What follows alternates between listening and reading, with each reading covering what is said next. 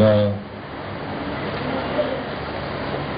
الحمد لله رب العالمين والعاقبة للمتقين الصلاة والسلام عليك يا إمام الأنبياء وسيد المرسلين محمد رسول الله صلى الله عليه وسلم أما بعد قال الله تبارك وتعالى في القرآن المجيد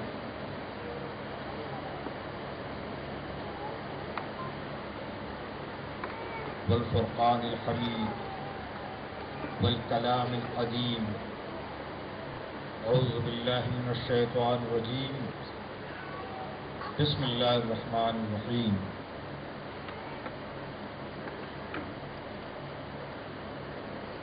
ألا إن أولياء الله لا خوف عليهم ولا هم يحزنون صدق الله العلي العظيم.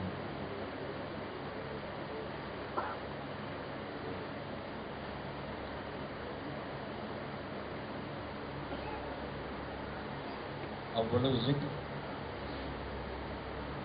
آپ لوگوں سے مؤدبانہ گزارش کروں گا کہ میری طبیعت کی ناسازگی اور علالت مسلسل ہے، لہذا آپ لوگ دعا کریں کہ ذہن اور جسم دونوں ہی صحت مند رہیں، مگر اس سے نہ گھبرائیں کہ اگر صحت مند ہو گیا تو یہ تو تیسرا ہے، دو کو بھگت لیا۔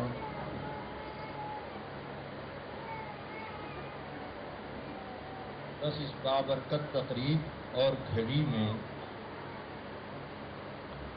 کہیں نہ کہیں حاشیے پر اپنا نام درج کروانا مقصود ہے۔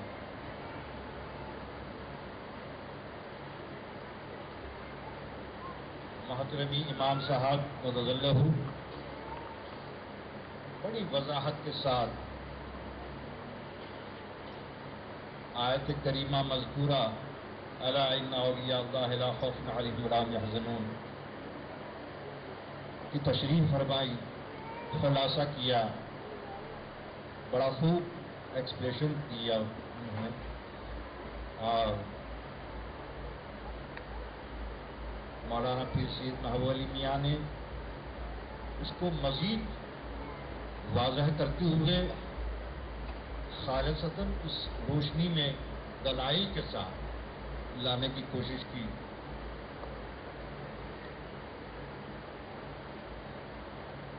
اب علمی اعتبار سے تو اتنا میرے بس کا روگ نہیں ہے،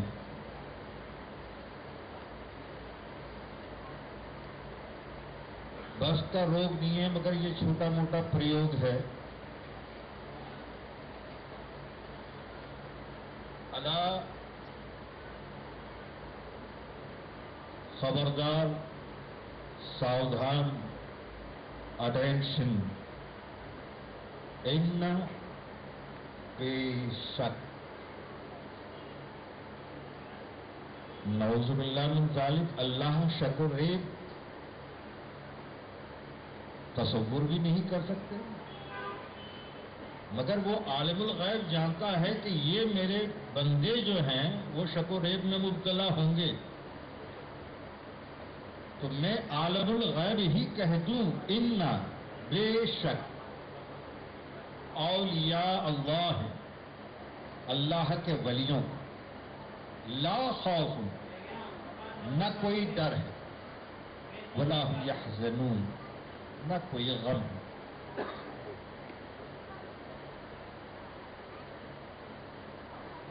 جیسے حضرت امام صاحب مدد اللہ نے فرمایا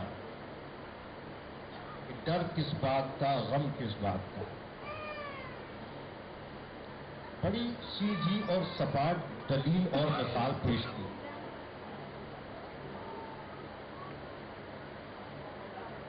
کیونکہ وہ ایک ڈر کو اپنائے ہوئے بیٹھے ہیں، وہ ایک غم کو اپنائے ہوئے بیٹھے ہیں۔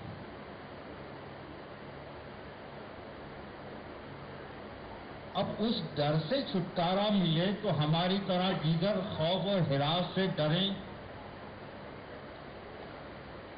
उस गम से छुटकारा मिले तो हमारी तरह उन्हें गंजो मलाल हो।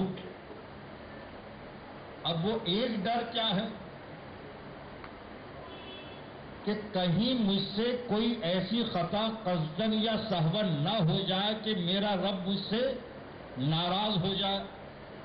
ये हमावक्त डर सता रहा है, उससे फुर्सत ही नहीं मिलती कि किसी और से डरे। गम किस बात का, मगर गम ये खाया जा रहा है कि मुझे कैसे मालूम कि मेरा अल्लाह मुझसे राजी है भी या नहीं। ये है गम। अब इस गम से छुटकारा मिले तो दूसरा गम बनाए, इस डर से छुटकारा मिले तो दीगर बातों से डरे। अब यहां अल्लाह ताला इशारा फरमाता है, अला इन्न औलिया अल्लाह, अल्लाह के वली।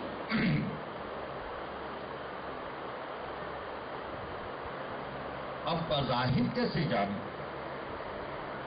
तो कह दिया कौन, अल्लज़ीना आमनू व कानू यत्तक़ून, वो ईमान वाले जो मुत्तकी और परहेजगार।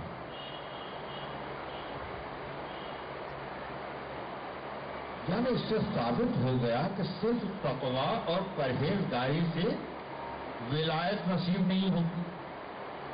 अगर ईमान न हो और सिर्फ ईमान का नारा बुलंद करें और हुस्ने अमल कुछ न हो तो भी अधूरा है। यानी एक दूसरे के लिए लाजिम व मलजूम, एक दूसरे का इम्तजाज, एक दूसरे का कॉम्बिनेशन, बाकी तो वो नुक्ते नवाज है, जिसे चाहे उसको नवाज दे। शैतान तब भी सजदे करता था, आज भी कर रहा है, क़यामत तक करता रहेगा।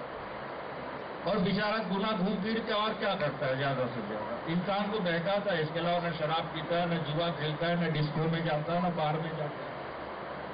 शैतान तो कहीं नहीं जाता।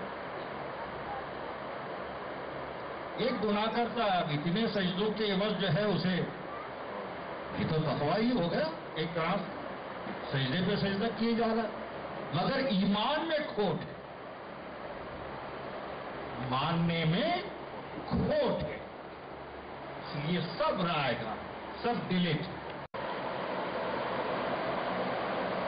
और सिर्फ किसी को ईमान पर नवाज दे तो वो कादिर मुतलक है।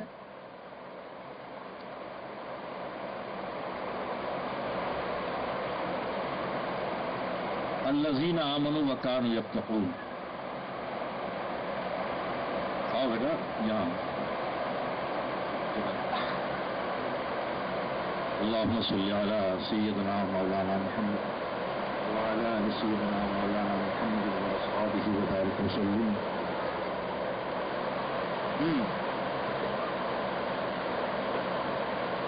तो भी एक वली कामिल जो हैं, उनके पास जो भी नकद नजराना लेकर जाता है उस दौर का तो आप पहले ये कहते हैं कि ये कस्बे हलाल से कमाया हुआ है या नहीं, तो मैं कबूल करूंगा। इस कदर तकवा। अब ऐसी नजरों में वो ताकत हो सकती है कि एक शहंशाह वक्त दिरहम और दिनार और अशरफी की थैली लेकर जा रहा है, कहा कि हुजूर कबूल फरमाइए। कहा ये तुम्हारे खजाने का हिस्सा कस्बे हलाल का है या नहीं। कहा कि हुजूर ये शाही खजाने से है।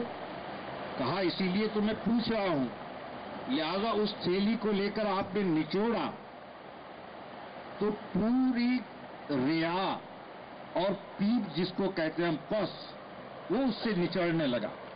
और आज के दौर में ऐसा मुमकिन है? बिल्कुल नहीं। आज हम दुल्हाए अकीदत चढ़ाते हैं, आज जो हम गिलाफ चढ़ाते हैं,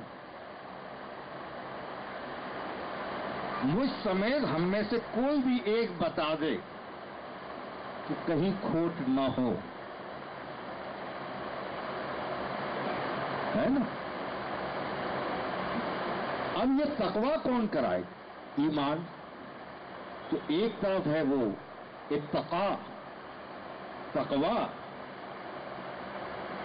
اب ایک طرف حضرت موسیٰ جا رہے ہیں کہ ایک گڈھا نہایت قبر نما کھدا ہوا ہے، وہاں جا کے آپ دیکھنے لگے، دیکھا ایک شخص اس میں نماز پڑھ رہا، اس وقت کی نماز کے ارکان اور اس کے طرز و انداز الگ ہوا کرتے، جو ہمارے ہیں نماز تو نماز ہی تھی، مگر ہمارے جو انداز ہے وہ اس وقت نہیں ہوا کرتے، اور ہمیں بڑے بہترین انداز ملے، کتنے ہم ادا کرتے ہیں، یہ ہم لوگ مائک پہ کہنے کی بات نہیں ہے۔ بہرحال نماز ادا کر رہا ہے، وہ سجدے پہ سجدے کیے جا رہا ہے، سجدے پہ سجدے کیے جا رہا ہے، سجدے پہ سجدے کیے جا رہا ہے۔ حضرت موسیٰ علیہ السلام دیکھتے رہے، تاکہ جب اس کی عبادت ختم ہوئی، حضرت موسیٰ علیہ السلام و تسلیم وہاں سے اٹھ کر جانے لگے، ارے حضرت آپ ہمارے نبی ہیں، آپ یہاں تشریف رکھیں، مجھے دعائیں دیں، اور جب آپ تشریف لا ہی چکے ہیں تو بس کچھ تھوڑی سی دیر میں میرے ساتھ طعام کر کے آپ جائیے گا۔ کہا کہ پھر طعام کا اہتمام ہوگا کیسے، کھانے کا انتظام ہوگا کیسے، اکیلے ہو، قبر نما گڈھا ہے، اس میں نماز پڑھ رہے ہو، نہ کوئی سامان نظر آ رہا ہے، نہ کوئی ایندھن نظر آ رہا ہے، نہ کوئی برتن نظر آ رہا ہے، تو آپ بس تھوڑی دیر تشریف رکھیں۔ ایک امتی ایک نبی سے کہہ رہا، ایک ولی ایک رسول سے کہہ رہا۔ کچھ دیر ہوئی، آسمان کی طرف دیکھا تو دسترخوان اڑتا ہوا چلا آ رہا۔ دسترخوان آیا کہ حضور آپ نوش فرمائیں، میرے ساتھ شرکت کریں دسترخوان میں۔ دیکھا تو ایک عام سی غذا تھی، نارمل اینڈ فارمل فوڈس، اپنے کام کر لیا۔ دوسرے روز سیر سپاٹے کے لیے پھر نکل پڑے، دیکھا کہ کہیں ایک کٹیا ہے،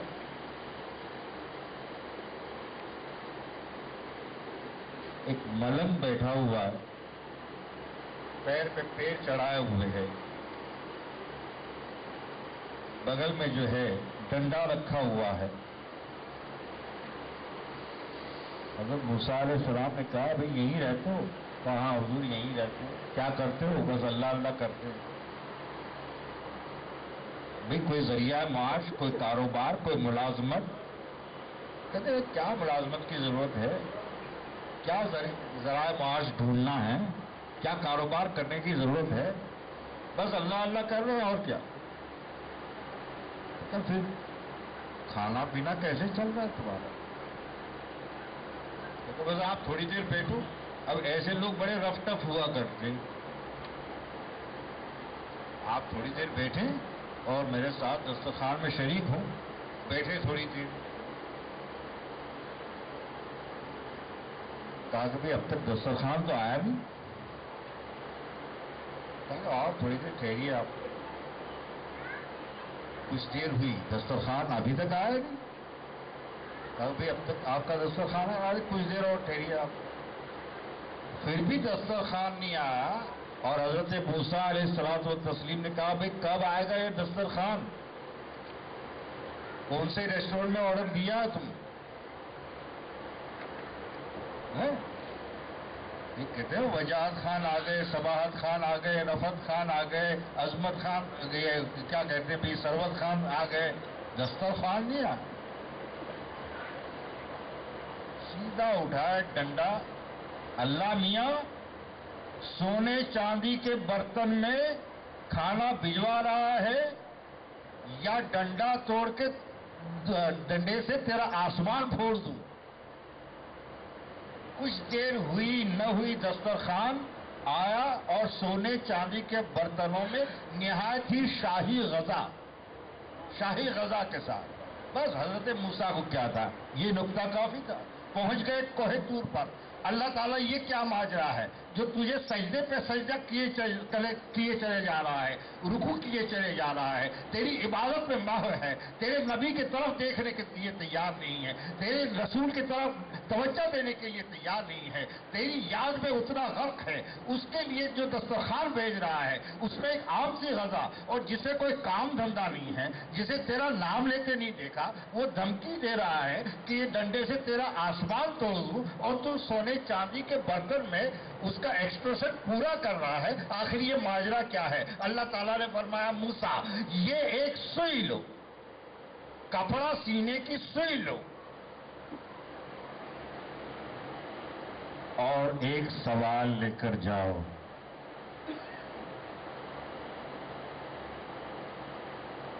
گئے پہلے اس عابد کے پاس.